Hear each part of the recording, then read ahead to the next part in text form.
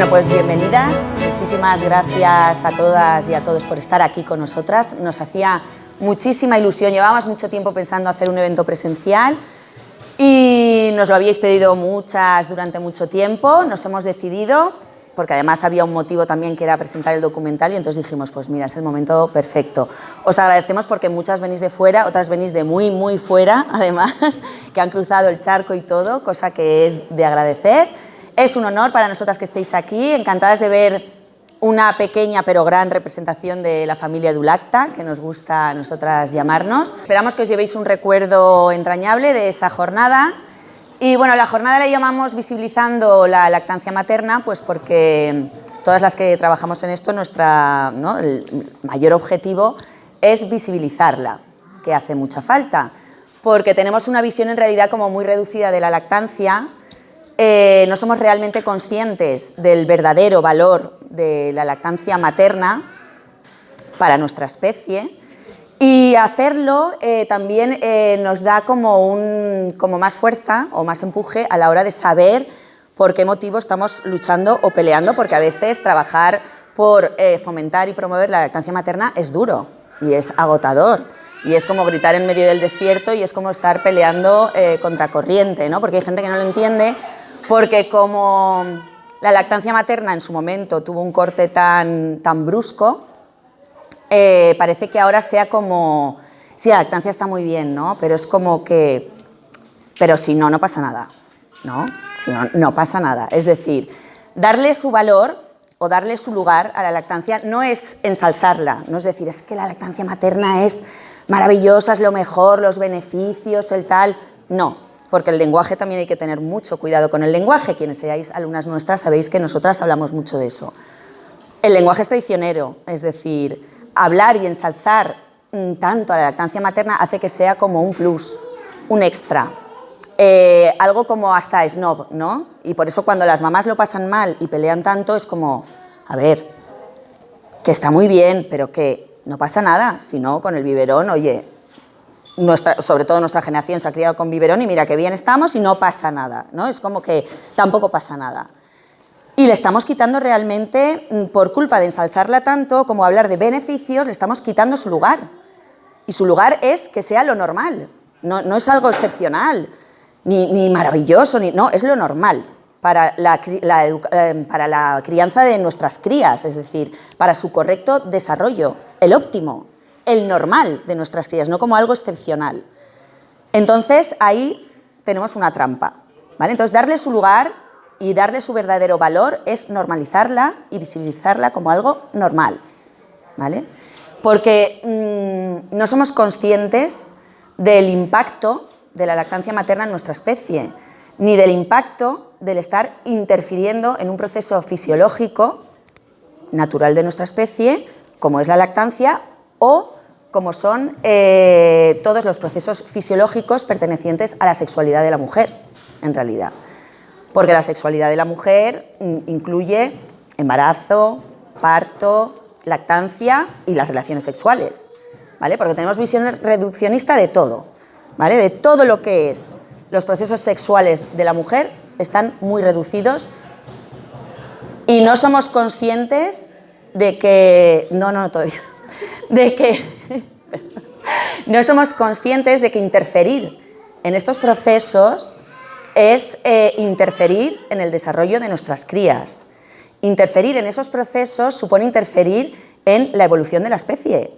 Y no sabemos realmente lo que puede pasar en un futuro a muy largo plazo, estoy hablando ya, como especie, a nivel evolutivo, ¿vale? Porque es un poco, se trata de ampliar, tener una visión mucho más global de lo que implica la lactancia materna como especie, ¿vale? No es solo en el aquí y el ahora, que también es muy importante saber solucionar una mastitis, pero para darle realmente la importancia que tiene hay que tener esta visión más global, y para saber luego defender o debatir por qué te estás empeñando en esto, pues hay que tener una visión más global. No sabemos las consecuencias que van a tener a largo plazo el que las mujeres abandonemos la lactancia materna, o se interfiera tanto en la lactancia materna, o estemos alimentando a nuestras crías con un alimento que no es el que corresponde para ellos. No sabemos si muchas de las enfermedades que hay hoy en día parte de la responsabilidad sea de que no hayamos sido alimentados con lactancia materna o que como mujeres no hayamos dado el pecho. También sabemos hoy en día ya de algunas enfermedades que sufrimos que son consecuencia o evidentemente todo es multifactorial, pero uno de los motivos puede ser que estamos interfiriendo en nuestros procesos fisiológicos, ¿vale? Que son fundamentales. Por eso ese no pasa nada es muy peligroso. Por eso un profesional de la salud o los profesionales o quienes nos dediquemos a esto tenemos una responsabilidad muy grande realmente. Que un profesional de la salud hoy en día te diga no pasa nada, realmente es muy grave. Realmente es muy grave, ¿vale? Y cuando utilizan el argumento que es tan manipulador en realidad de la culpabilidad, es decir, no. Primero, estamos infantilizando a la madre que tenemos delante. Es decir, nuestra responsabilidad es dar información correcta. Luego también tenemos que saber cómo comunicarnos de forma que la otra persona no se sienta atacada, sí, claro, pero es nuestra responsabilidad. No podemos decir, no, es que no quiero hacer que se sienta el culpable esta madre, entonces por eso le hemos dicho que, oye, lo está pasando mal, que no pasa nada. Es decir, no, con ese mensaje realmente tú lo que estás ocultando es tu falta de información y tu falta de ética también y de formación en lactancia materna, cuando es la base de la salud de toda nuestra sociedad. O sea, es tu obligación, ¿vale? Entonces, utilizar ese mensaje de culpabilidad es como, no, a mí eso ya no me sirve. La madre tiene el derecho, además, de estar bien informada de todo lo que implica una opción u otra, porque hoy en día la otra opción también existe, eso ya no lo podemos... Y además que es una opción que realmente es buena para cuando realmente la lactancia no es viable. O sea, está muy bien, es como cualquier invento, ¿no? Es como las cesáreas, están muy bien cuando realmente son importantes, pero no se pueden utilizar de forma protocolaria porque puede tener consecuencias, ¿vale? Puede tener consecuencias a corto plazo y luego, como os digo yo, ya con una visión global de qué pasa a largo plazo. Sí, ¿vale? Sí, no damos tanto el pecho, sí, porque dar el pecho no es solo el alimento físico y no estamos hablando solo de salud física. Sabemos que dar el pecho tiene un componente emocional muy importante. Para mí, ya es casi más importante que el otro y muchos lo saben porque la Organización Mundial de la Salud son los primeros que tienen un documento donde especifican cómo dar el biberón de forma que lo único que pierda el bebé sea el líquido y que todo lo demás se siga beneficiando. Es decir, dar el biberón no es ahora el biberón ya se lo puede dar cualquiera. Es decir, ¿tienes que dar sucedáneo? Vale, pero se lo tienes que dar tú en estas condiciones para que toda esa parte emocional súper necesaria para los bebés, para desarrollarse neurológicamente, psicológicamente, mentalmente, emocionalmente y todo siga igual, ¿vale? Por eso tenemos una visión muy reduccionista. Y entonces, por eso yo incido mucho en toda esta parte de aspectos psicológicos de la lactancia, que es lo que parte de lo que vamos a ver hoy, ¿vale?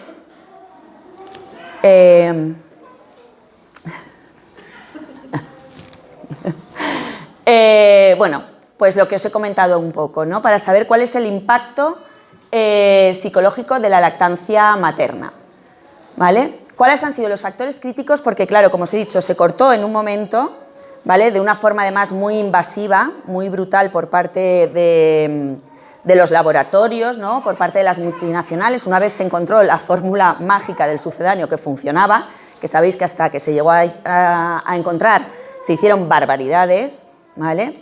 Se cortó radicalmente, se cortó de una forma brutal. Sin embargo, con el paso de los años, del tiempo,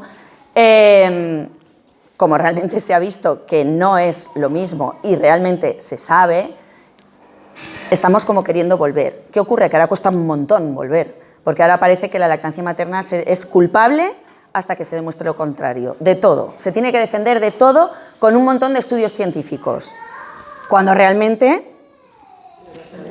¿no? O sea, es lo normal. Con un perro no nos lo planteamos, ni con un gato, ni con otro mamífero, solo con nosotros. La lactancia materna se tiene que defender de todo tipo de ataque.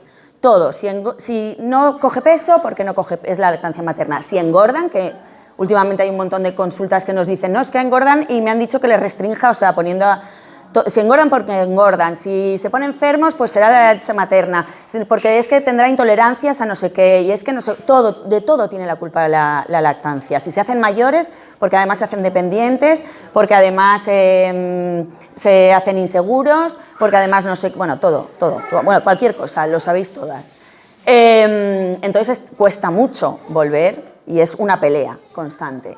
¿Vale? Entonces, los factores, por ejemplo, pues primero el papel de la madre, en qué punto está la madre, porque las madres llegamos a nuestra primera maternidad, sobre todo con el primero, llegamos prácticamente en blanco a la maternidad, porque como nuestra forma de vida social es tan diferente a como era antes, ya no vivimos de forma más comunitaria, vivimos en núcleos muy aislados, pues muchas veces llegamos a la maternidad casi sin haber cogido un bebé, muchas veces, o sin haber visto dar teta a nadie, y sabéis que el factor cultural de la lactancia es fundamental.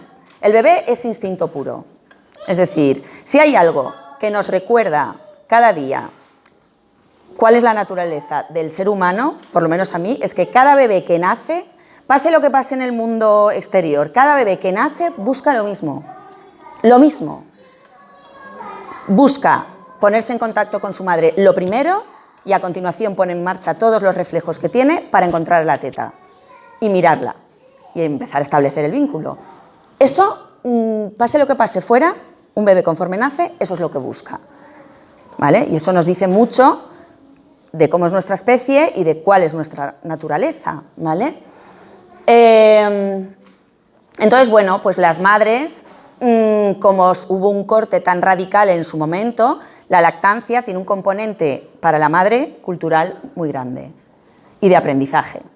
Es decir, a lo largo de nuestra vida, antes cuando vivíamos en comunidad, pues tú desde que nacías ya veías dar el pecho a todo el mundo, a tu hermana, a tu madre, a tu prima, a tu tía, y entonces tú llegaba a tu lactancia y no te planteabas nada más que ponerte al bebé en la teta, no se te ocurría pensar otra cosa, ¿vale? A mí eso me llamó mucho la atención con un documental que vi de una gorila que se había criado en cautividad y tuvo una cría y cuando la tenía la cogía, la abrazaba, pero no le daba el pecho.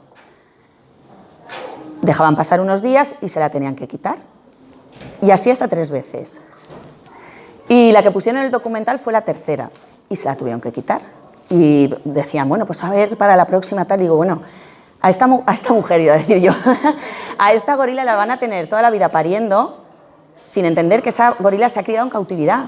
No ha visto dar el pecho nunca a ninguna hembra de su especie. No le va a dar el pecho nunca porque no sabe cómo tiene que hacerlo. No tiene ni idea.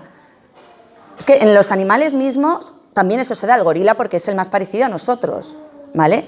Entonces en ellos también tiene un componente de aprendizaje muy importante, ¿vale? Y pues nosotras pues no lo tenemos.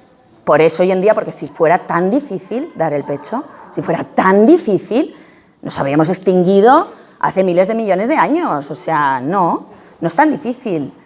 Y si la lactancia, el mecanismo de la lactancia fuera tan débil que depende de no puedes tomar esto, no puedes hacer esto, no puedes subirte a no sé dónde, se te corta la leche si haces no sé qué, la tienes aguada, si fuera tan débil la lactancia, también nos habríamos extinguido. El mecanismo de la lactancia es un mecanismo muy, muy robusto, que no depende tanto de lo que comamos, de lo que hagamos, de lo que... No, es muy robusto porque la naturaleza tiene sus mecanismos para asegurar la supervivencia de la especie.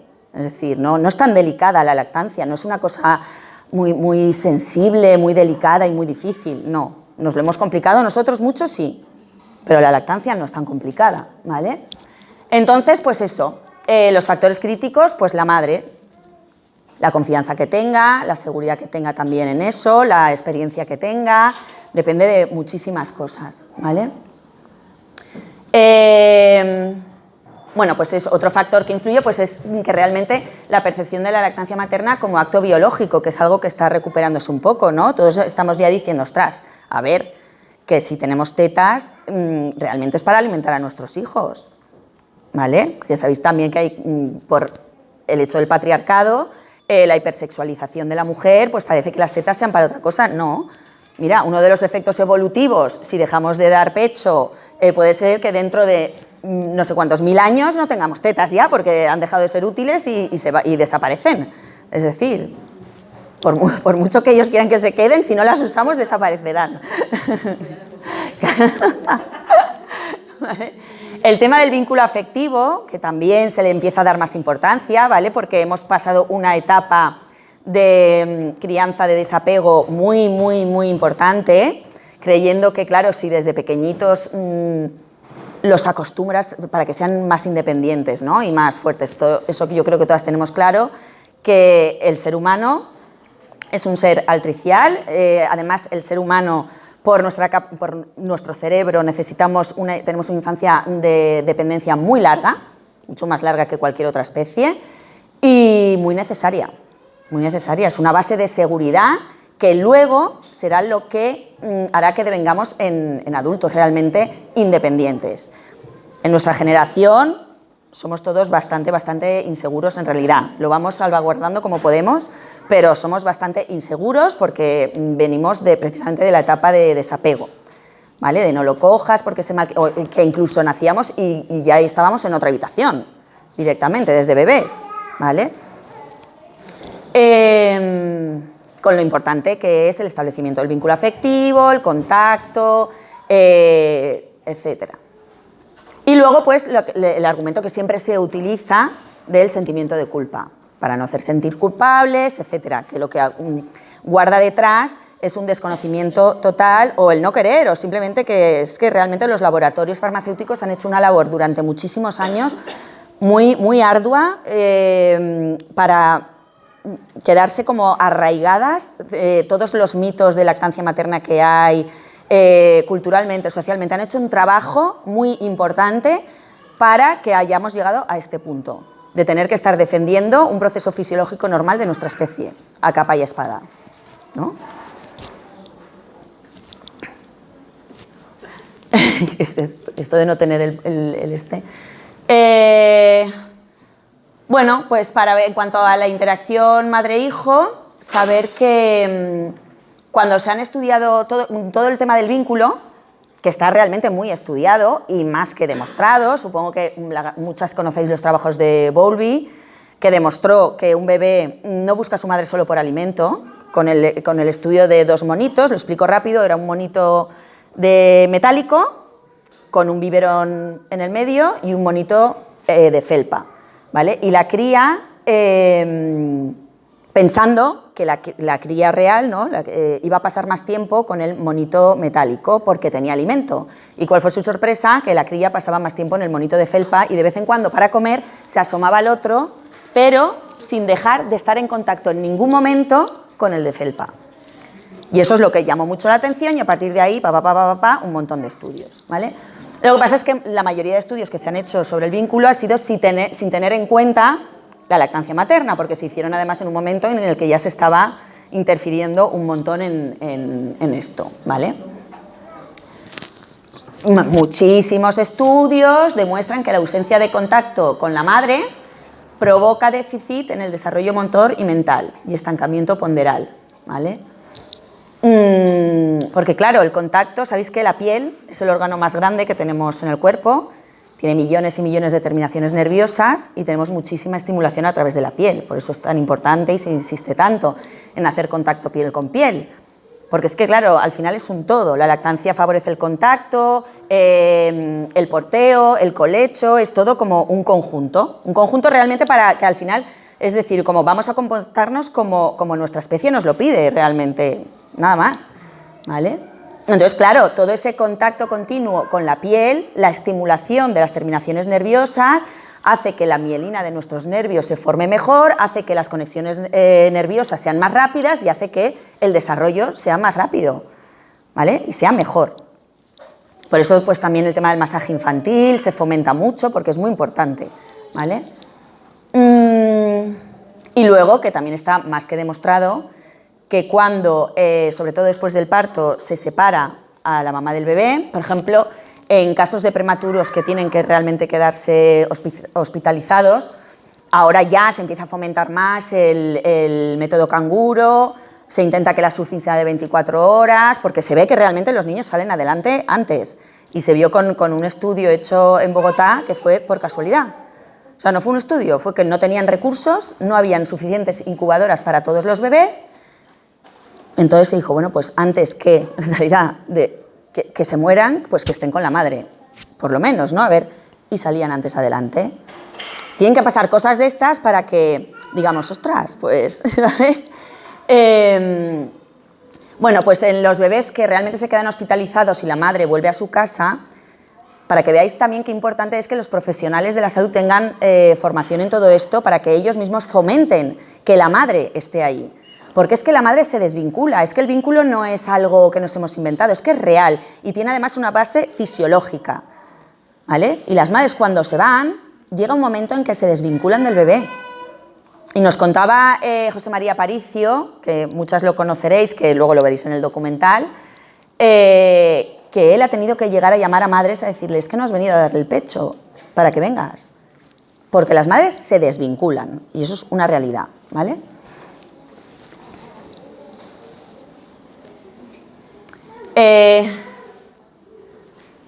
Bueno, pues eso, también se ven estudios que demuestran que las mujeres recién paridas, según el tipo de parto, como hemos dicho, que no es solo cuestión de lactancia materna, sino es la intervención, el interferir en los procesos fisiológicos sexuales de la mujer, ¿vale? Entonces, interferir un parto, hacerlo o sea, que no sea realmente fisiológico, también tiene consecuencias, porque la naturaleza no deja nada al azar, ¿vale? Entonces, hay madres que realmente recién paridas, si han tenido un parto lo más natural posible, pueden sentirse muy eufóricas y hay madres que se sienten con indiferencia hacia sus bebés. Muchas habréis oído bebés que las madres no lo quieren ni coger a veces y les cuesta mucho vincularse, mucho, ¿vale? Nos acabamos vinculando porque también nuestra especie lo que tiene es que a veces lo que es el vínculo en otros animales, ¿vale? En otros mamíferos es una cuestión de un momento puntual y si tú interfieres ahí, la madre ya lo rechaza a su cría, ¿vale? Por eso cuando una gata está pariendo, no lo toques porque si lo huele y ya no huele a lo que tiene que oler, lo va a rechazar, ¿vale? Eso ocurre en nuestra especie, afortunadamente, y yo creo que por eso hoy en día estamos aquí, porque si no, también nos habríamos extinguido ya, ¿vale? Es mucho más adaptativa. Y nuestro proceso de vínculo no es un momento puntual, sino que es un proceso que, aunque se vea interferido, se puede recuperar, ¿vale? Bueno, pues es más probable la indiferencia en partos intervenidos y las madres que amamantan, además, pues tienen más posibilidades, evidentemente, de sentimientos positivos, ¿vale? Primero, por los beneficios hormonales que tenemos y luego por la sensación, ¿no? de empoderamiento que te puede llegar a dar el ver que aparte de que acabas de parir, que estás alimentando a tu bebé con tu propio cuerpo, ¿vale? Bueno, el periodo sensible es lo que acabo de decir, ¿vale? Que es sobre el vínculo, ¿no? Que en otros mamíferos es un momento puntual, ¿vale? Y en nuestro caso, pues hay un periodo sensible, ¿vale? No es tan puntual como en otros mamíferos, en nosotros es un periodo sensible donde sí que es más fácil, que es justo el momento después del parto, que hay un pico de oxitocina por parte de la mamá brutal, por parte de mamá y bebé, que ya nunca más van a tener ese pico de oxitocina igual. El bebé nunca más, la mamá lo volverá a tener, pero ya con otro bebé, es decir, con ese bebé nunca más lo va a tener y ese es el momento, el periodo sensible de establecimiento del vínculo, que si se ve interferido, ¿vale? Pues va a afectar, pero afortunadamente se puede restablecer, ¿vale? Hostia, ahora tengo calor,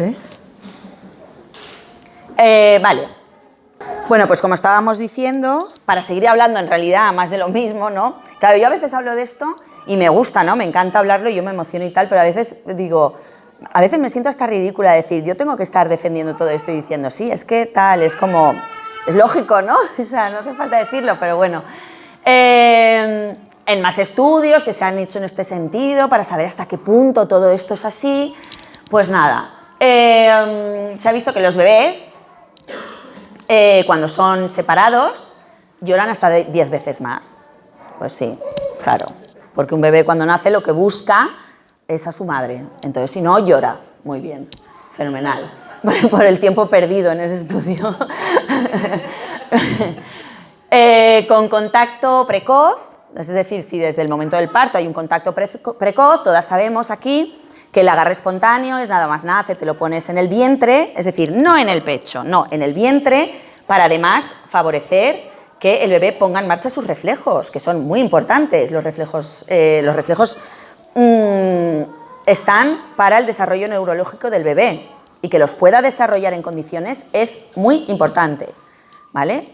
Todos, y a nosotras especialmente nos interesa el reflejo de succión, ¿vale? Es fundamental que el bebé satisfaga ese reflejo no solo comiendo, sino luego también, aunque no quiera comer, todas sabemos que la succión no nutritiva es fundamental para los bebés.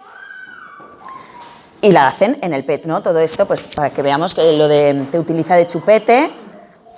Luego piensas y dices, sí, el chupete, hace 100 años ¿dónde estaba el chupete? O hace el chupete, no sé, yo hablo de 100 años porque son los sucedáneos, el chupete no sé desde cuándo está, pero ¿dónde estaba antes? ¿No? Que son cosas que luego si le haces razón a la gente, es decir, ¿tú te das cuenta realmente de lo que estás diciendo o repites como un papagayo simplemente? O sea, ¿cómo va a estar utilizándome de chupete? Si un bebé cuando nace no tiene ni puñetera idea de lo que es un chupete, lo único que espera encontrar es el pezón de su madre, o sea, no me está utilizando del chupete, al revés, el chupete es el que se usa para sustituir el pezón, ¿vale? Por eso los bebés de pecho en realidad no necesitan chupete para nada, ¿vale? Porque la succión no nutritiva es un beneficio en doble sentido. Los bebés van haciendo su desarrollo neurológico, fundamental, y en el pecho nos va estimulando. Va mandando ahí sus señales para los receptores de prolactina, etcétera, etcétera. Y los bebés que toman sucedáneo sí que necesitan el chupete, porque con el biberón no hacen succión no nutritiva y es muy importante que la hagan. O sea que sí que necesitan tener chupete los bebés de sucedáneo para satisfacer ese reflejo.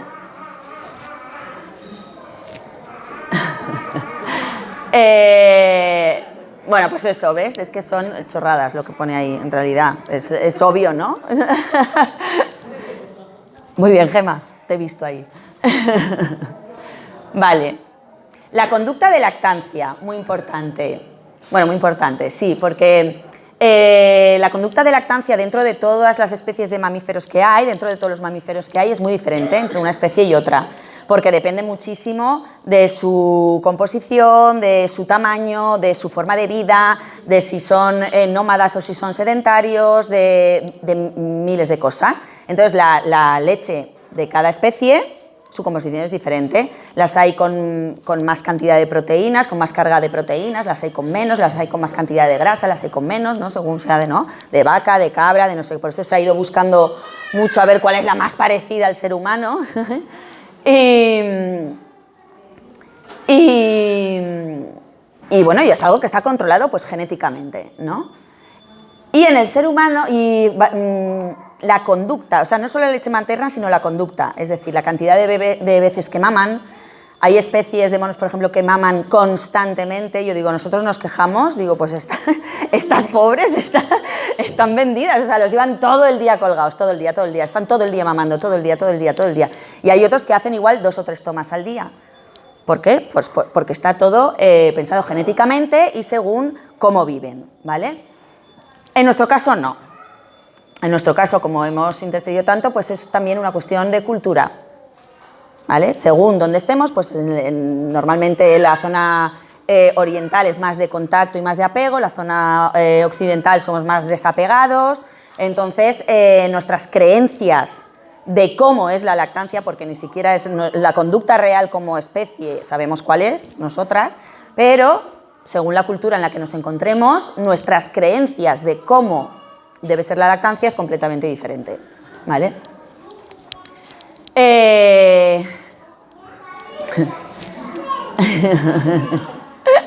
Bueno, el lactante humano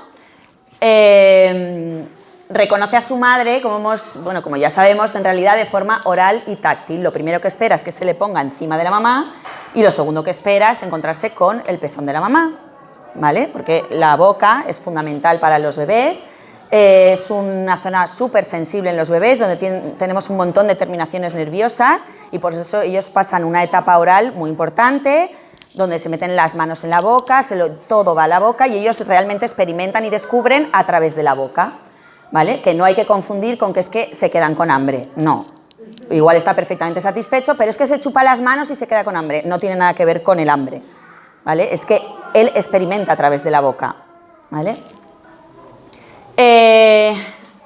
Bueno, el órgano, que bueno, eso ya es lo que pongo ahí, porque además es el órgano central de la impronta. ¿Por qué es tan importante saber eso? ¿Qué es lo que hace impronta en la boca del bebé? Quiere decir que lo primero que entra en la boca del bebé, por eso la naturaleza es tan sabia y lo que él espera es hacer en cuanto puede en el pezón de su madre, eso deja una huella de un patrón neuronal. ¿Vale? Por eso, si lo primero que entra en la boca del bebé es una tetina o una sonda para aspirarle la mucosidad o el dedo de no sé quién, ¿vale? Pues ya estamos interfiriendo. Y parece una tontería, es que todos, bueno, si no pasa nada, solo ha sido, es decir, ¿ves cómo no tienes ni idea de lo que estás hablando? ¿Sabes? Y ves cómo es muy importante de lo que estamos hablando. Porque luego nos llaman talibanas y exageradas, y es decir, no, yo no estoy siendo exagerada, lo que pasa es que tú no sabes de lo que hablas, ese es el problema, ¿no?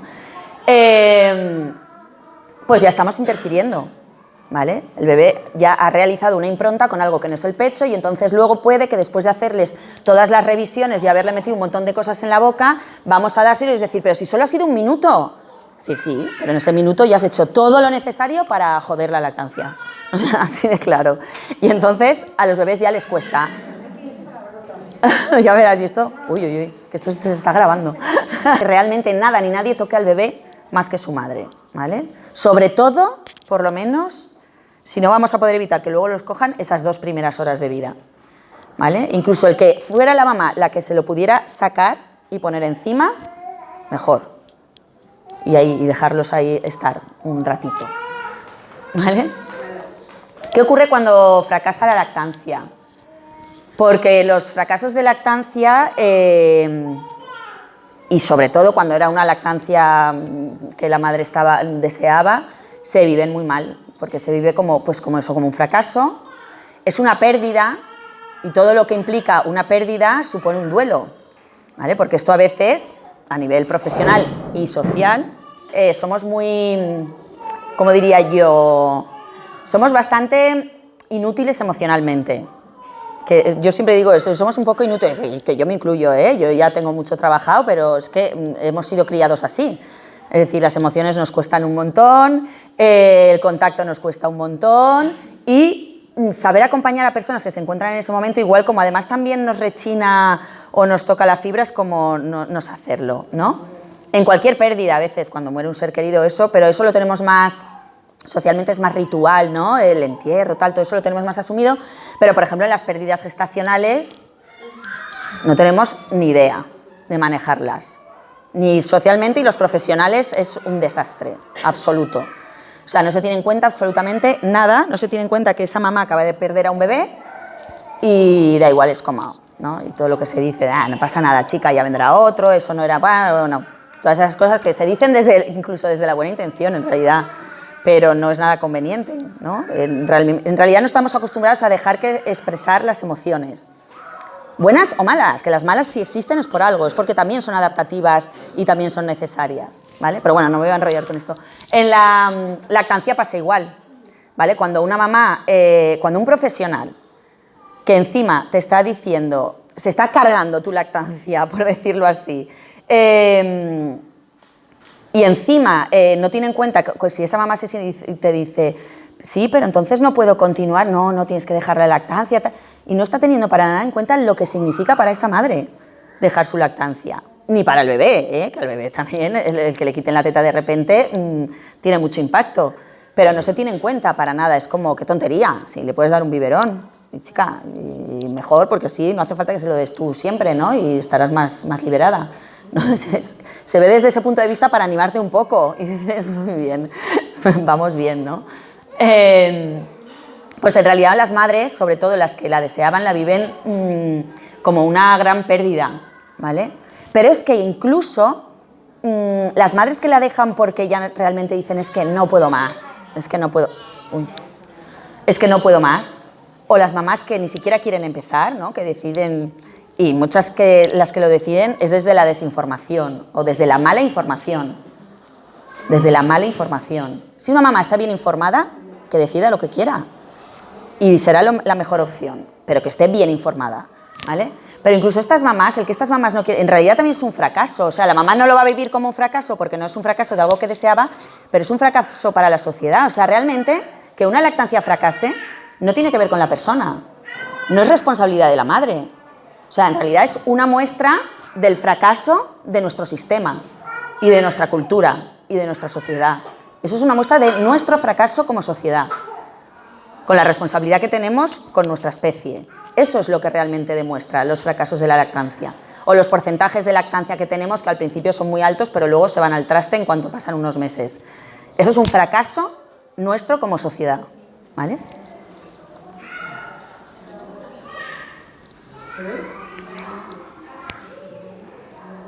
Y bueno, para hablar un poquito también, ¿no?, de aspectos psicológicos que pueden afectar a la madre, relacionados también con la lactancia materna y con los padres. Es que hablar de lactancia materna sin hablar de todo lo demás es como imposible, ¿no? Bueno, pues saber que cuando hablamos de puerperio, que sabéis que es una etapa muy vulnerable por la que pasamos las mujeres después de un parto, y adaptativa, y totalmente normal y conveniente y sana, pues bueno, sobre esto también los puerperios en las mujeres se tratan como fatal, ¿no? A nivel profesional sobre todo. Porque incluso viendo bibliografía, pues simplemente es el periodo después del parto, durante el cual se recuperan los órganos genitales internos o la cuarentena, ¿no? Que esto se veía más y ya está, y a funcionar. Periodo que comprende desde el final del parto hasta la normalización de los cambios fisiológicos, unas 6 semanas, y ya está. Y luego ya pues hay otros autores, todos conoceréis a Christian Nordrup, que tiene un libro que se llama El cuarto trimestre, donde ya se ve que realmente cuando nace el bebé hay una etapa, como sabéis, nosotros nacemos en realidad como muy prematuros, ¿vale? Y entonces hay una etapa muy... Sí, nacemos súper prematuros. Y esos primeros meses, pues es muy importante, le llama el cuarto trimestre, que es como si el bebé es un feto, pero ya fuera, ¿no? Como si fuéramos canguros. El feto está fuera, pero la madre es como una placenta externa, ¿vale? Que es lo que Smith también denomina como exogestación, que además lo pone incluso ya no no los 3 primeros meses, sino incluso los 9 primeros meses, ¿no? Bueno.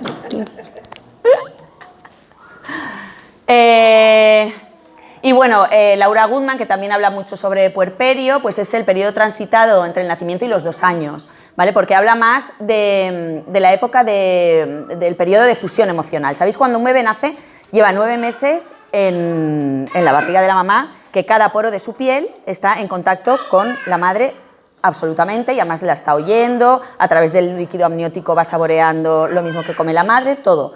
Cuando el bebé nace, no tiene ni idea de que es un ser independiente.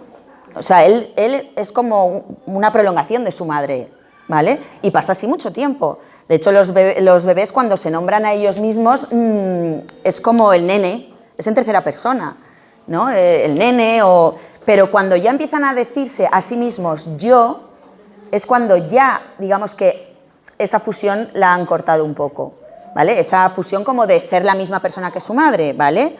No porque corten no tiene nada que ver con el vínculo, sino como que ya se saben realmente y conscientemente que son personas diferentes a su madre. Físicamente ya lo saben desde antes, ¿vale? Con 8 o 9 meses ellos ya saben que son físicamente son diferentes, pero emocionalmente no, ¿vale? Pero a los 2 años es muy significativo porque es cuando ya empiezan a decir yo, ya se reconocen como persona, ¿vale? Y bueno, y aquí es cuando el padre pues ya entra más en acción, ¿no? Que es el que los mete en el mundo social, ¿no? Bueno, Esto, el posparto temprano serían esas primeras semanas y el posparto tardío es más lo que conocemos como puerperio, en toda regla, ¿no? Bueno, esto ya lo hemos dicho. Que eso, que nacemos muy inmaduros, que completa su gestación realmente fuera del útero, y esto hace que los siguientes meses requieran de un estrecho contacto. Es decir, la mayoría de mamíferos cuando nacen ya se ponen a andar. Es decir, que maman y eso, pero muchos andan ya solos. Nuestra especie no, nuestra especie requiere de un periodo muy, muy largo. Y bueno, vamos a ver qué procesos psicológicos, también como profesionales o asesoras, debemos tratar de saber cómo identificar, por lo menos en una madre, porque esto también profesionalmente se hace fatal.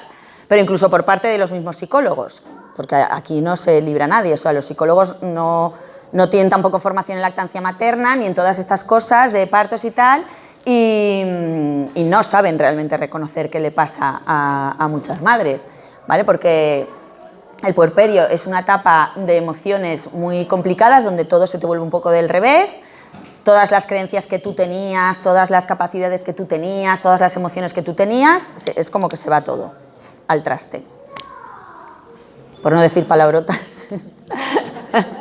Bueno, la más conocida es el baby blues, ¿vale?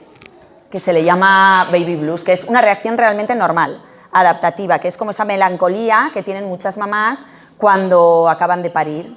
Es como estas mamás que lloramos y te dicen, ¿por qué lloras? Y dices, no lo sé, no tengo ni idea. O sea, no sé si estoy triste, si estoy contenta, no tengo ni idea de por qué lloro, ¿vale? Y tiene una prevalencia muy alta, es decir, entre el 50 y el 85%, es totalmente normal, es decir, todos los procesos que sean normales y adaptativos son sanos, ¿vale? Son eso, procesos, ¿vale? Pero puede durar pues desde el segundo o cuarto día pues hasta 2 semanas, ¿vale? Aproximadamente, 2, 3 semanas. Otro proceso que se conoce, yo creo que menos, es lo que se llama la herida emocional, ¿vale? Que esto, diferenciarlo, pues puede resultar muy complicado, ¿no? Pero la herida emocional se usa sobre todo con las lactancias, con los fracasos de lactancias. Se utiliza mucho el término de herida emocional, ¿vale? Que es un sufrimiento psicológico y emocional que una persona padece a través de una experiencia vivida especialmente dolorosa, invasiva o traumática, ¿vale? El baby blues es normal, hayamos tenido el parto que hayamos tenido, etcétera, pero la herida emocional hace más referencia a un parto que una madre haya vivido regular, ¿vale? Pero es también un proceso, es decir, es esta sensación de sufrimiento y tal, pero no va más allá, ¿vale? Y de ahí ya pasamos a lo que ya no es un proceso adaptativo, sino que es realmente un trastorno, ¿vale? Que sí que requiere diagnóstico y ayuda terapéutica profesional. Aquí es donde todo es, bueno, todo no, y en los procesos anteriores, para la mayoría de profesionales, todo es depresión posparto. Todo, absolutamente todo. Pero por parte de profesionales en el ámbito sanitario y por parte de los psicólogos y psiquiatras también. Depresión posparto. Hay depresión posparto a porrillo, ¿vale? Y sin embargo, la depresión posparto tiene una prevalencia del 15%, ¿vale? Y son los síntomas de tristeza, de una mamá que llora, pero que va mucho más allá, ¿vale? Ya no son esas 2 semanas de una mamá que llora y no sabe por qué, es una mamá que igual no se quiere levantar de la cama, es una mamá que o puede tener las dos partes, o que come mucho o que no come nada, o que duerme mucho o que no duerme nada, excesivamente preocupada por todo lo que le pase a su bebé, con miedos de que le pase algo, de llevarlo al médico, pero sobre todo que no se encargue ella, que se encargue otra persona, porque ella no se siente capacitada.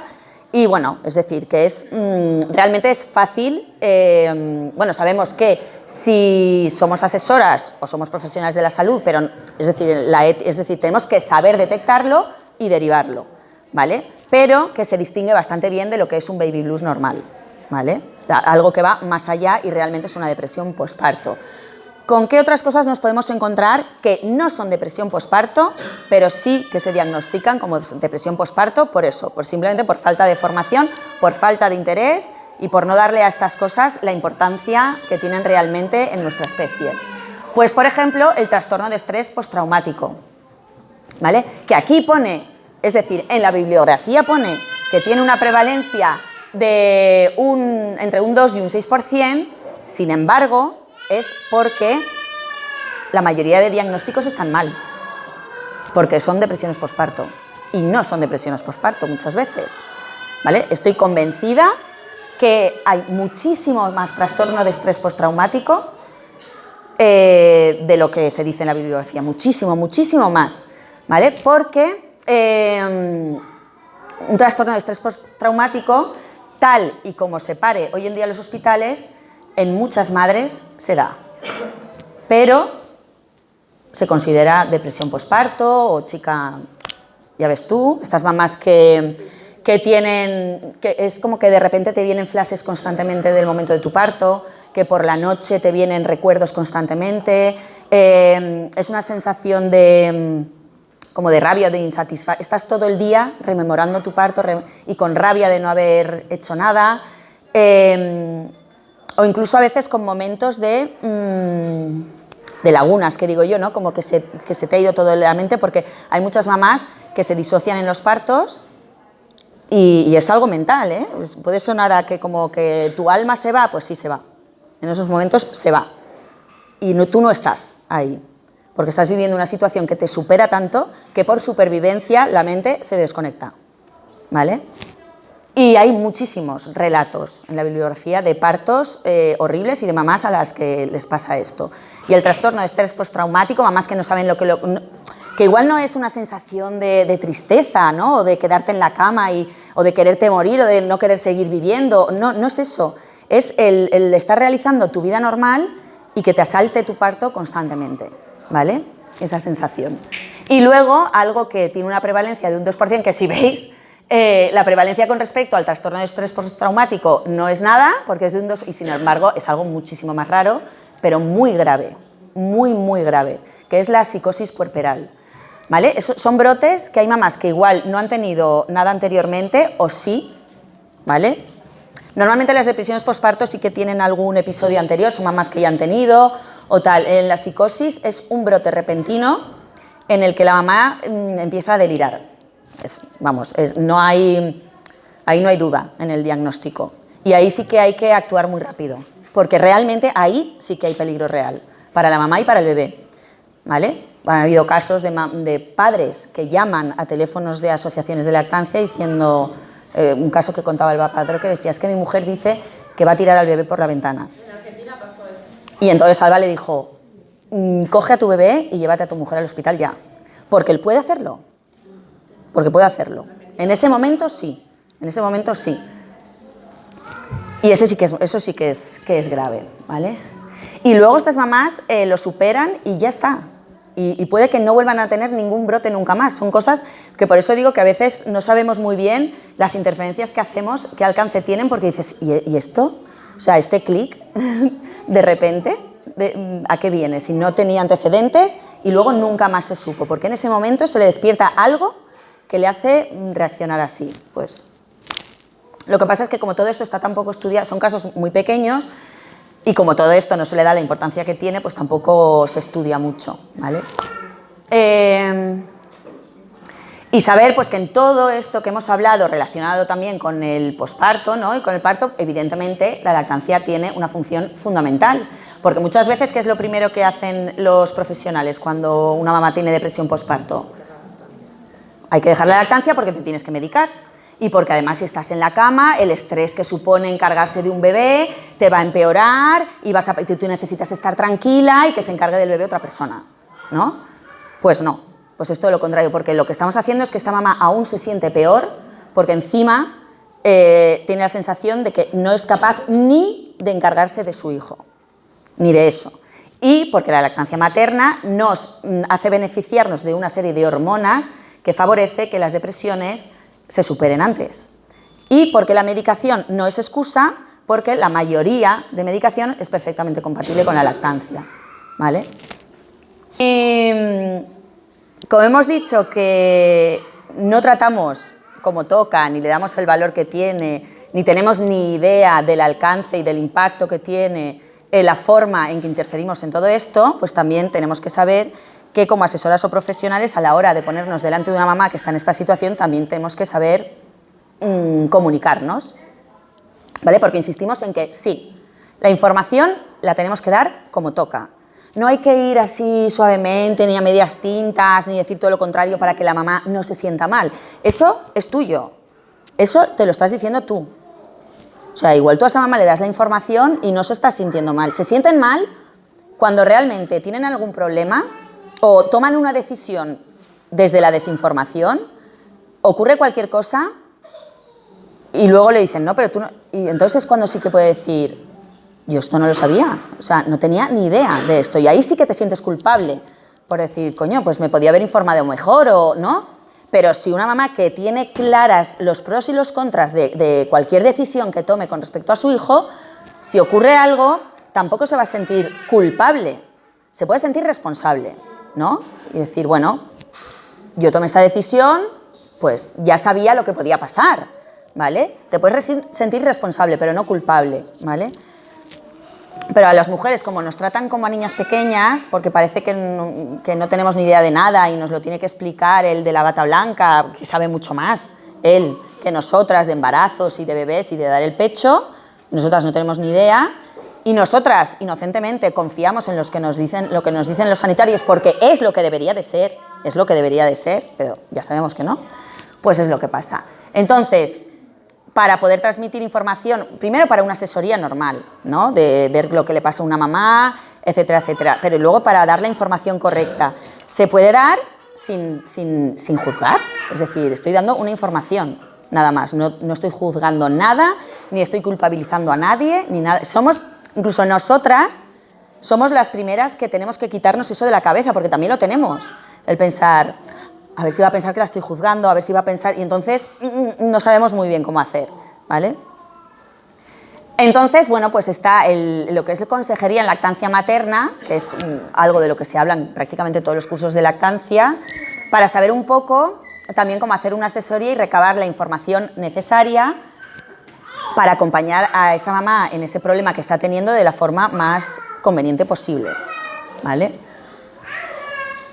Muy bien.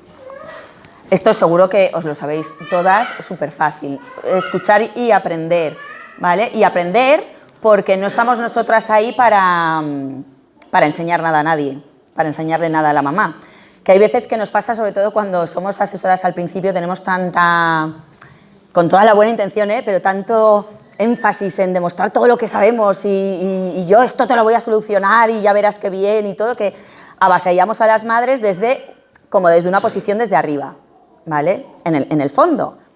Y se trata de no, yo te voy a sugerir cosas, te voy a ofrecer una serie de herramientas que tú verás cómo te funcionan a ti y a tu bebé, porque la que mejor lo sabe eres tú. Sabéis que como asesoras nuestra función principal es sobre todo acompañar a la mamá como en un proceso de empoderamiento, de que recupere la confianza en que ella es perfectamente capaz de alimentar a su bebé y que ella es la que mejor conoce a su bebé, que nadie se lo va a decir mejor, ¿vale? Pero nosotras ofrecemos herramientas de decir, pues mira, podrías probar esto, o esto, o esto, o esto, y ella ya ve qué es lo que mejor funciona.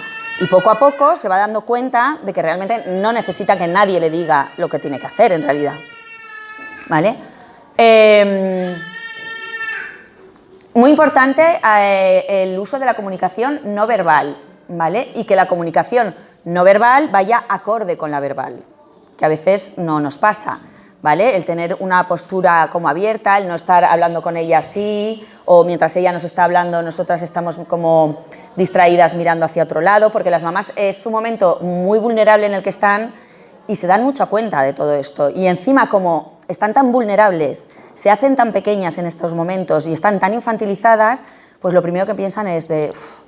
ya he venido yo aquí a contarle mis tonterías y esta mujer está pensando... ¿Esta mujer qué tonterías me está contando? Pero si esto no pasa nada... Y la mayoría piensan eso, piensan que es todo una tontería, que es todo exageración de ellas, porque todo el mundo es lo que le ha estado diciendo, ¿vale? Hacer preguntas muy abiertas, sobre todo al principio, para facilitar que la madre hable y hable y hable, sobre todo para que se relaje al principio, ¿vale? Porque a veces vienen nerviosas, igual es la primera vez que vienen, no te conocen de nada, piensan que te van a soltar un torro y dices, ya verás, esta mujer la voy a aburrir contándole aquí mi parto y el no sé qué y el no sé cuántos. Entonces, si eres tú la primera que le preguntas, y sobre todo pues al principio para que se relaje un poco y para que vea que nos importa, al preguntarle, evidentemente, ofrecerle qué se siente, preguntarle por su bebé, cómo se llama su bebé, y hablarle un poco, ¿no? Y que se relaje un poco, y preguntar, y que nos cuente por qué ha venido, y ser nosotras las que le preguntamos, por ejemplo, por el parto, porque ellas a veces no lo cuentan porque les da vergüenza, ¿vale? O piensan que te van a soltar un torro horroroso, ¿no? Y es decirle, bueno, ¿y qué tal el parto? Y sobre todo, primero, decirle, ¿cómo te sientes con tu lactancia? Porque eso no se lo ha preguntado absolutamente nadie, seguro. Decirle, ¿cómo te sientes? ¿Cómo estás? O sea, ¿cómo llevas la lactancia? ¿Cómo estás tú? Porque muchas veces enseguida va todo dirigido al bebé y cómo está el bebé y el no sé qué, pero y la madre se desdibuja, ¿no? Y es preguntarle cómo te sientes tú, cómo estás viviendo tu maternidad, cómo estás viviendo tu lactancia. Y de hecho, ya muchas veces les haces preguntas así de tontas y se ponen a llorar. A veces, o sea, de repente se derrumban porque es que nadie les ha preguntado eso en todo este tiempo, ¿vale? Y entonces, una vez ya entrado un poco en confianza, pues ya, pues eso, le preguntamos qué es lo que le pasa, qué problemas están teniendo. Entonces ya le preguntamos cómo ha ido el parto, que sabéis que es fundamental para entender un poco qué está pasando con la lactancia. Y bueno, pues todo, preguntas abiertas, ¿vale? Para que la mamá se explaye, porque la mamá, hacerle igual preguntas muy concretas, no, ella necesita, y porque vamos a obtener un montón de información que igual, a través de preguntas cerradas, ella no nos va a saber dar. Ella igual no tiene ni idea que preguntar por el parto es importante para lo que le está pasando. Si ella está teniendo una grieta, dirá, ¿mi parto qué tiene que ver con que yo ahora tenga una grieta? Igual ella no es consciente. O por todas las intervenciones que haya podido tener, te pusieron antibiótico en el parto o no, te hicieron... O sea, saber todo eso a nosotras sí que nos interesa, pero ella ni de coña va a pensar que eso puede tener nada que ver. Y preguntas cerradas ya para cosas muy concretas, ¿no? Si durante te ha contado el parto y tal, y entonces tú le preguntas, ¿te pusieron suero no sé qué? Sí, no. Entonces preguntas concretas para nosotras ir centrándonos.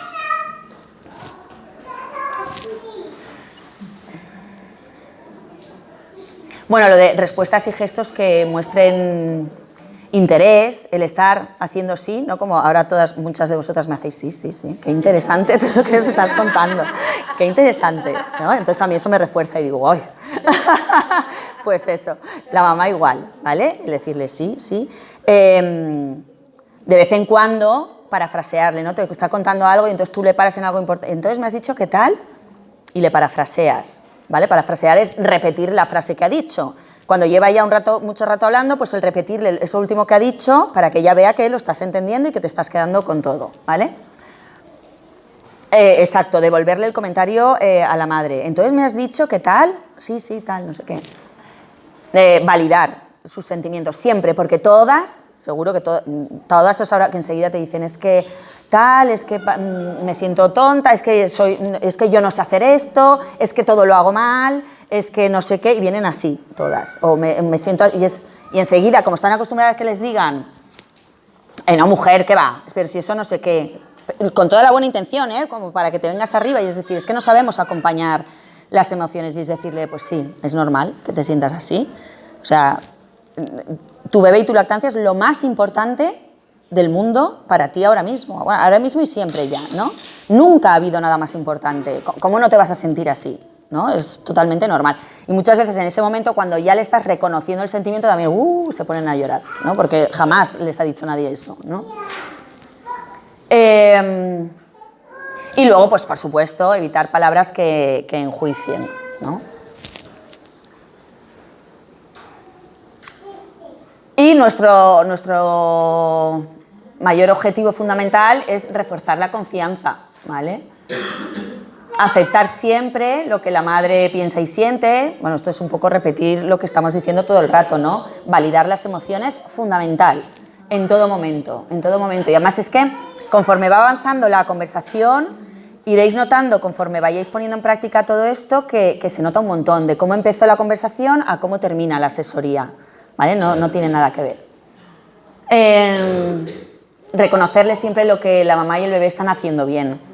Es decir, cuando la mamá te dice, es que esto lo hago mal, es que tal, siempre buscar algo de decirle, pues mira, esto que has hecho, pues fíjate tu bebé como no sé qué, mira qué bien lo estás haciendo, ¿no? El decirle, ves, si es que para tu bebé no puede haber mejor madre que tú, o sea, es que incluso, aunque nos equivoquemos, el bebé no quiere otra madre, quiere a su madre que se equivoca. Y a veces lo hace mal, sí, claro. Es que a veces parece que si decimos es que esto lo he hecho mal, es como, bueno, lo he hecho mal, sí, pero porque todos hacemos cosas mal y cosas bien y ya está. Pero el bebé está encantado con las cosas que hace su madre mal. Y bueno, y ya luego pues la ayuda práctica, es decir, según con lo que tengamos, un frenillo, una mastitis, un no sé qué, pam, pam, pam, pam. Eso ya nos lo sabemos. Tener en cuenta que estamos con mamás que están aturulladas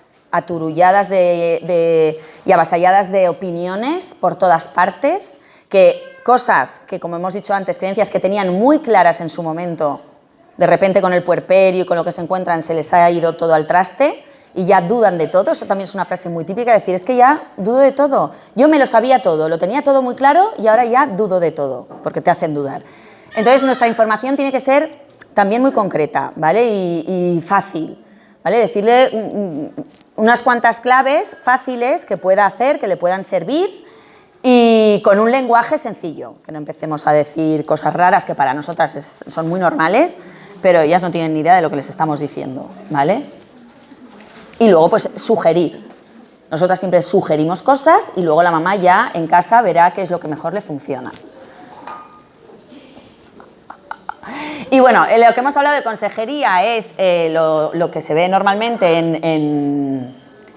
en todos los cursos y nosotras pues decidimos añadir una clase de coaching porque bueno, a mí de todas las terapias que he hecho en mi vida y todas las cosas en las que me he formado, el coaching y el PNL es de lo que más me ha impactado. De todas he sacado cosas positivas, de todas, pero la que más me impactó fue esta. Y conforme iba dando las clases yo decía, ostras, pues esto para la asesoría debe de funcionar, vamos, fenomenal. Es que al final es mejorar la comunicación, es decir, entonces es en cualquier ámbito, en asesoría, en nuestra vida en general. Y a mí me llamó mucho la atención por eso, ¿no? Que te das cuenta de que nos comunicamos fatal, que es como con el tema de las emociones, somos un desastre y estamos todos como muy enrocados en nuestra forma de ver las cosas, en lo que nosotros creemos y en lo que nosotros pensamos y entonces no, es imposible comunicarse así. Cuando cada uno está enrocado en lo suyo es tú estar chocando todo el rato, ¿no? Es como contra una pared. Entonces no, ahí no hay comunicación posible. Entonces para mejorar la comunicación,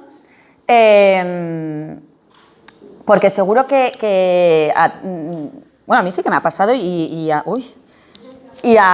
la mayoría de asesoras nos ha pasado alguna vez que hemos atendido una asesoría, tal, parecía que todo bien y de repente esa mamá no vuelve. Y dices, pueden ser por muchas cosas, ¿no? Pero muchas veces no vuelven porque realmente no ha fluido la comunicación, o sea, no les ha llegado nada de lo que les has dicho.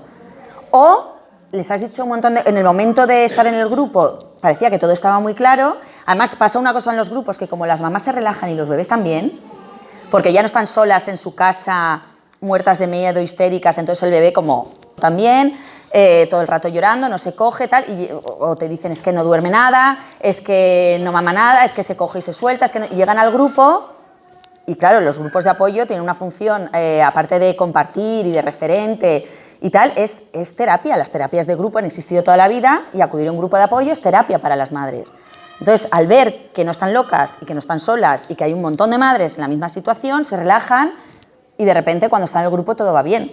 Y es la típica frase de, esto no lo hace nunca, es que me está dejando mal, es que no duerme y se pasa todo el rato durmiendo o todo el rato mamando y todo bien, ¿vale?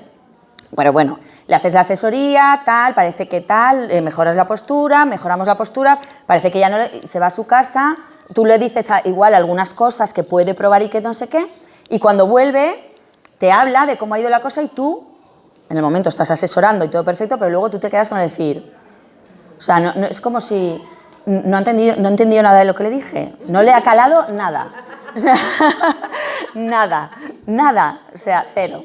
Y no es ni responsabilidad de la madre ni tampoco tuya, es que no hay comunicación. es que no hay comunicación, ¿vale? En todo caso es un poco más responsabilidad nuestra, ¿vale? Yo he dicho, no es de ninguno, pero en todo... Porque la mamá está en un momento en el que no es responsabilidad suya nada. pero nuestra, como que somos las asesoras, sí que nos tenemos que ocupar de saber comunicarnos con la mamá que está en un momento caótico de su vida, ¿vale? Entonces, bueno, pues aquí es un poco el significado del PNL. Programación neurolingüística, pues es un modelo acerca de cómo trabaja nuestra mente, cómo esto afecta al lenguaje y cómo usar este conocimiento para programarnos en el sentido de lograr en nuestra vida cosas que hacemos nos resulten más fáciles, ¿vale?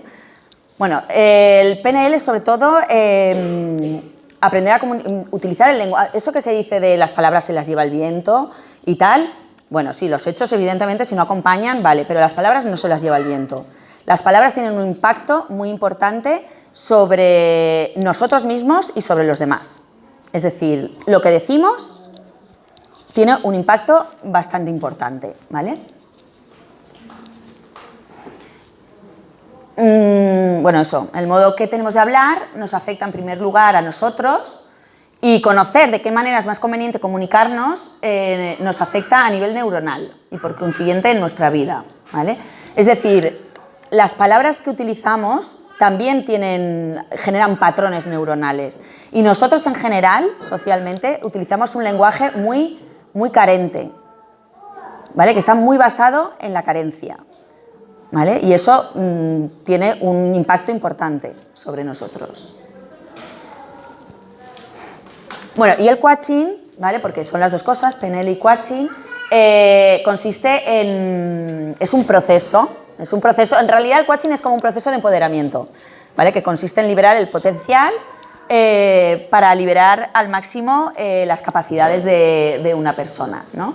Consiste en acompañar a aprender y no enseñarle, ¿vale? Consiste en que, ¿vale? Como coaching tú pierdes tu escalón de estar por encima, ¿vale? De yo te voy a enseñar, no. Es decir, yo te acompaño a que aprendas, ¿no? Es como es el refrán este de dale un pez a un hombre y comerá un día, enséñale a pescar y comerá todos los días, ¿no?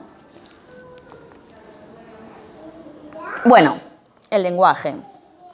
Que las que hayáis visto esta clase, no sé si lo habéis ido practicando, si es difícil, es muy difícil quitarnos estas palabras de encima, pero como os he dicho, tenemos un lenguaje muy carente, vivimos en este paradigma en general, por eso todo lo que tiene que ver con abundancia o el querer más está como mal visto, ¿no? Está mucho mejor visto el despojarte de tus cosas, el sacrificio, el no sé qué, todo eso es además muy arraigado culturalmente, la religión también se ha encargado mucho de fomentar todo esto, ¿no? Y todo lo demás es como malo. ¿Qué ocurre con el lenguaje? Palabras. Muy importantes que, si todo esto como hormiguitas vamos ahí chiqui, chiqui, chiqui, y lo vamos practicando, veréis cómo tiene efecto y muchas alumnas nos escriben luego con esta clase que les ha encantado, qué tal, y que lo intentan y sobre todo se ve mucho porque los adultos ya estamos como más enrocados, ¿no? Estamos ahí como... Pero los niños que son esponjas, con ellos se ve perfectamente cómo funciona. ¿No? Por ejemplo, el pero. ¿No lo habéis oído? El pero es como una goma de borrar. Es el gran borrador de la historia. Digas lo que digas, si hay un pero después, ¿no? Es la típica frase de, ya hay un pero. Si hay un pero, quiere decir que todo lo bueno que has dicho antes se va a ir a la mierda ahora mismo, con lo que vayas a decir a continuación, ¿sabes? Entonces, por mucho que digas, ah, fenomenal, qué bien lo has hecho, no sé qué, pero... Igual si hubiera sido, y además es que el pero le ponemos hasta el tono de tiquismiquis, de tocapelotas ahí, pero... Y el pero lo decimos, pero a borrillo. ¿Qué se puede hacer con el pero? Pues sustituirlo por un montón de cosas, como el sin embargo, además, o... Otra cosa que sí que funciona, porque como es un borrador, si lo malo lo ponemos antes, se borra lo malo. Y decimos, pero oye, qué bien.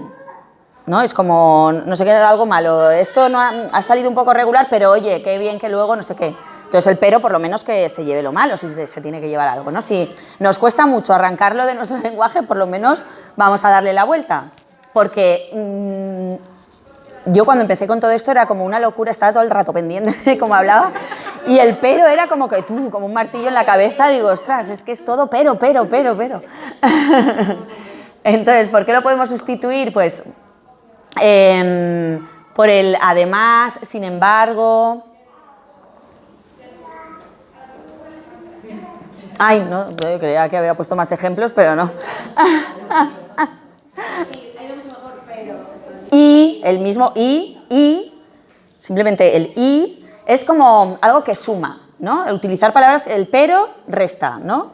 Y es como utilizar palabras que suman, además. Y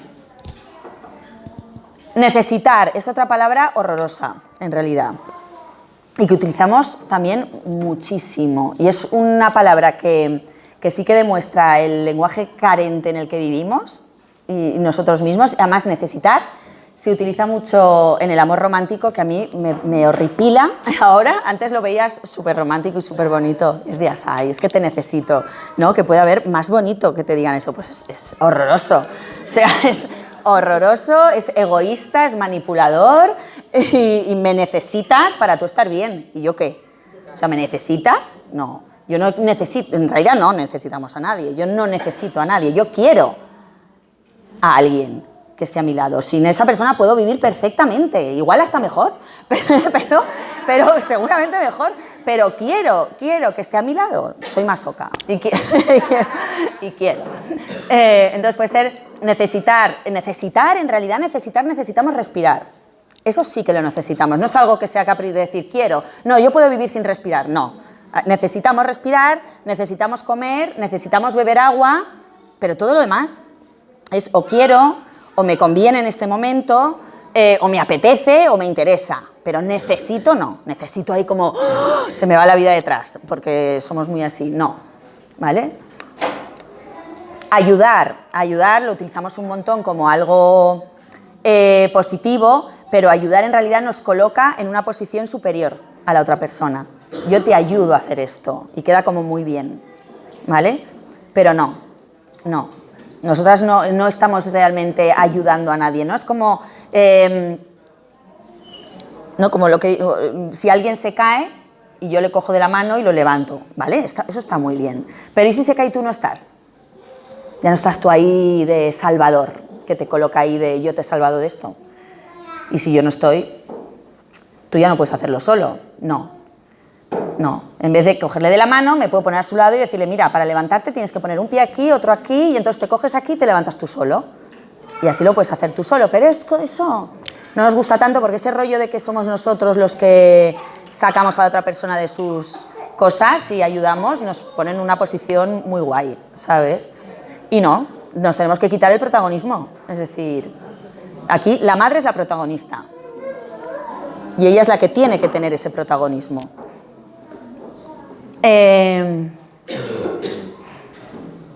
Acompañar, ¿no? Esa es la palabra que utilizamos hoy en día. Simplemente le acompañamos en su proceso.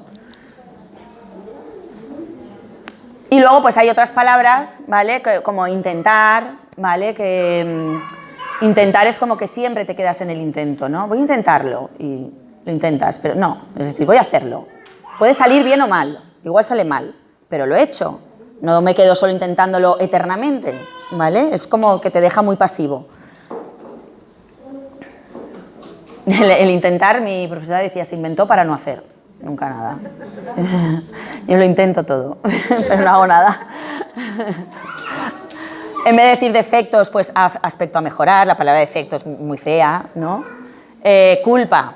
¿Vale? Culpa hay que cambiarla por responsabilidad. Aquí nadie culpa a nadie, nadie tiene que tenerla. La culpa además es algo que nos deja muy paralizados, muy pasivos. Cuando nos sentimos culpables solo queremos meternos en un rincón, ponernos a llorar y no queremos saber nada más del mundo. Pero cuando tú eres responsable de decir, ostras, esto es responsabilidad mía, asumes lo que ha pasado y dices, ostras, pero hay que hacer algo, te pone en acción, ¿vale? Cuando tú eres responsable de eso, te pones en acción para decir, voy a solucionar esto como sea, ¿vale?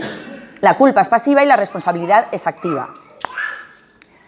Y en vez de preocupar, es ocupar. Tú, estar toda la vida preocupándote por algo está haciendo que en el tiempo actual no estés haciendo lo que tienes que hacer. Estoy eternamente, y somos muy de preocuparnos, muy de preocuparnos, no. Cuando llegue el momento ya me ocuparé, en ese momento me ocuparé y me pondré en acción, ¿vale?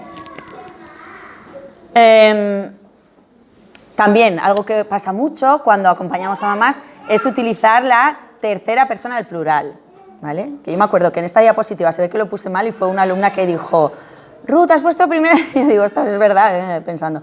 Que, es decir, vamos a hacer esto a las mamás, vamos a hacer esto, a ver cómo nos sale, a ver cómo... No, es que ya estamos, ¿ves? Tenemos esa tendencia a meternos ahí también y coger parte de protagonismo. No, tú no, vamos, no, es vas. ¿Vale? Es la mamá la protagonista, ¿vale?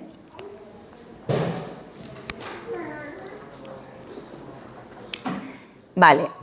Aparte del lenguaje están los canales de comunicación, que es también súper divertido darte cuenta, es agotador también, es agotador. Todo esto es como ponerlo en práctica ahí, pero es muy divertido porque todos tenemos, hay 3 canales de comunicación y todos tenemos los 3, pero siempre predomina uno, ¿vale? Visual, auditivo y cinestésico. ¿Qué ocurre? Que cuando 2 personas de un canal de comunicación diferente se ponen a hablar, pues, ¿qué suele ocurrir? Que es como cuando no sintonizas bien una radio, hay interferencias y el mensaje no llega, ni a uno ni al otro. Entonces tú puedes estar ahí, papá, y el otro, papá. ¿No os pasa a veces que habláis con alguien y encima os pisáis? Y es como, no, y uno está diciendo lo suyo y el otro lo suyo y ni uno escucha al otro? No llega, el mensaje no llega, hay interferencias. Y esto es lo que ocurre mucho cuando vemos que esas mamás que se han ido vuelven y tú te quedas así diciendo, el otro día no escucho nada de lo que le dije, o sea, nada. Es que estáis en canales de comunicación totalmente diferentes, ¿vale? Bueno, ya en la clase os digo que no profundizamos aquí en cada canal, eso sería ya como material complementario de cómo somos. Por ejemplo, los visuales somos, porque yo soy sobre todo visual de hablar rápido, gesticular mucho, respiración de aquí arriba, y nos pasa que vemos las cosas como por imágenes, nos vienen las cosas así, tú. Entonces yo ahora estoy hablando, yo por ejemplo, antes de prepararme las clases siempre me estoy revisando todo, que Pilar me dice, ¿pero qué haces? Digo, no, es que si no luego se me va a olvidar y no sé qué, y estoy mirándolo todo hasta el último momento y luego hago la clase y no tiene nada que ver con lo que me está mirando.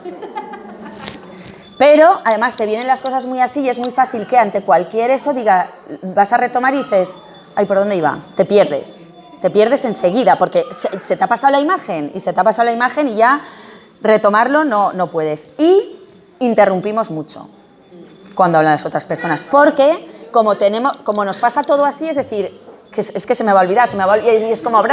Y no es que quieras interrumpir, no es cuestión de mala educación ni que no te interese lo que te diga la otra persona, es que si no se te va a ir, es que se te va a ir y ya no lo vas a saber decir y lo quieres decir imperativamente, ¿vale? Así somos los visuales.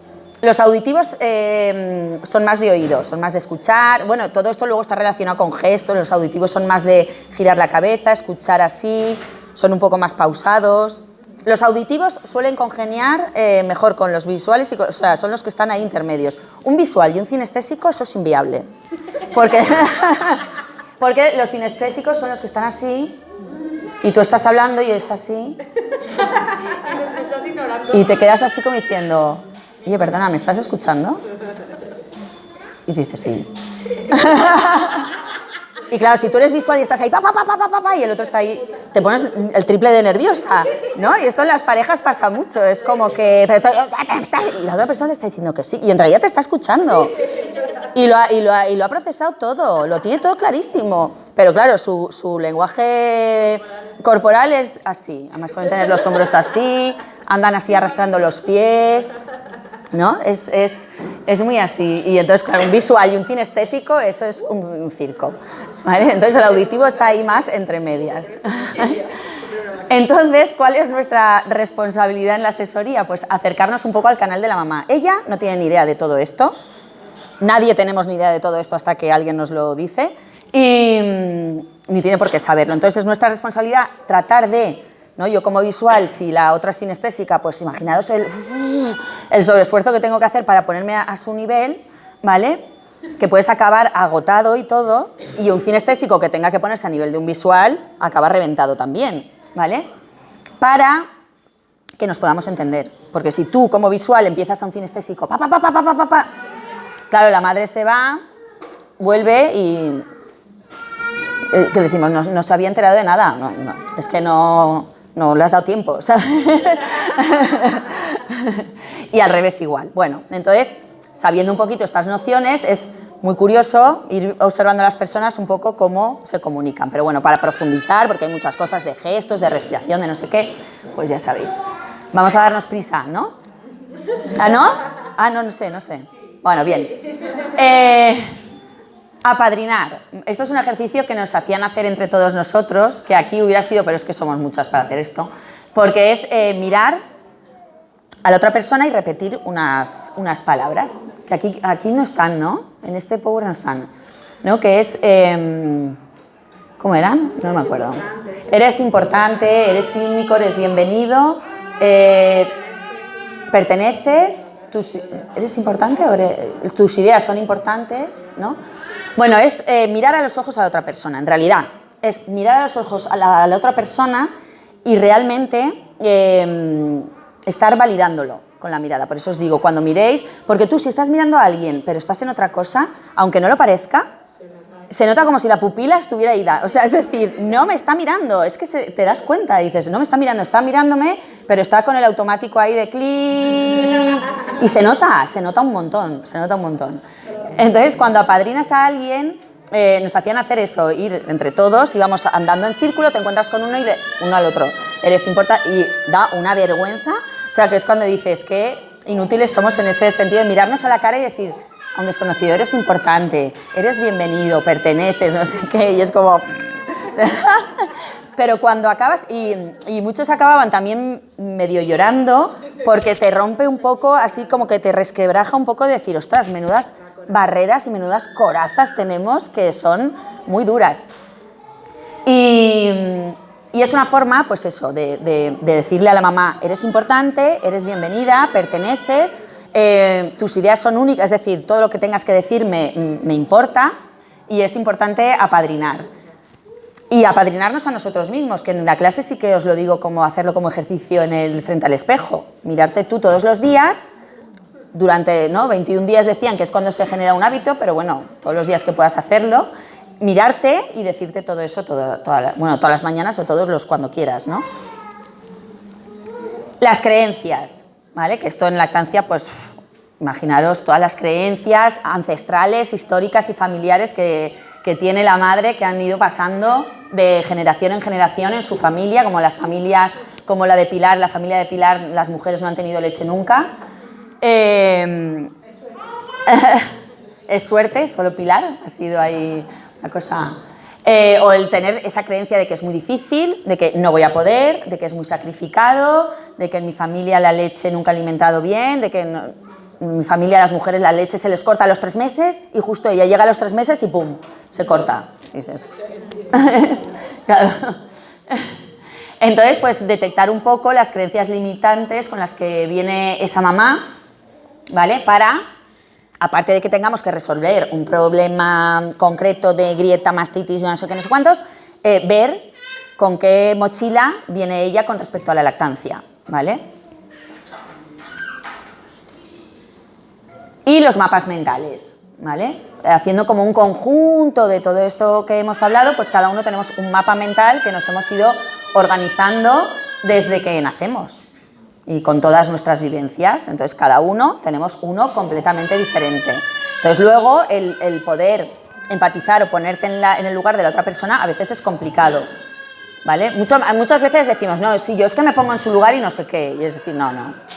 Es muy difícil ponerse realmente en el lugar de la otra persona, ¿vale? Y por eso a nosotras mismas a veces las asesorías nos hacen así, como que la estás oyendo hablar y dices, uff, o sea, no... Y de hecho, muchas veces como asesoras, si con una mamá no conectamos, que nos puede pasar perfectamente como seres humanos, que hay personas con las que conectamos y personas con las que no, lo más ético es pedir que otra compañera la atienda. Es decir, si tú dices, es que no puedo, con esta persona no puedo, ¿vale? Y esa mamá se merece también tener su acompañamiento y que le solucionen el problema de lactancia que tenga, ¿vale? Pero ponerse en la piel de la otra persona es difícil, ¿no? Eso que se dice, ponte en los zapatos del otro. Sí, yo me puedo poner en sus zapatos, pero no soy el otro, soy yo con sus zapatos. Es decir, que no es tan fácil, ¿vale?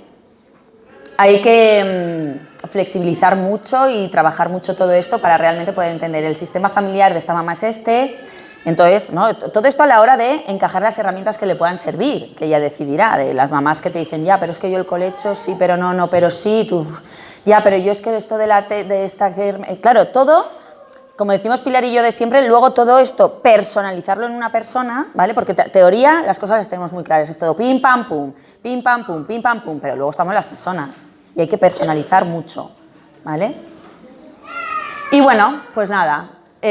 Hasta aquí ha llegado mi charla, espero que os haya gustado, os haya servido y no sé si ahora hay descanso o no.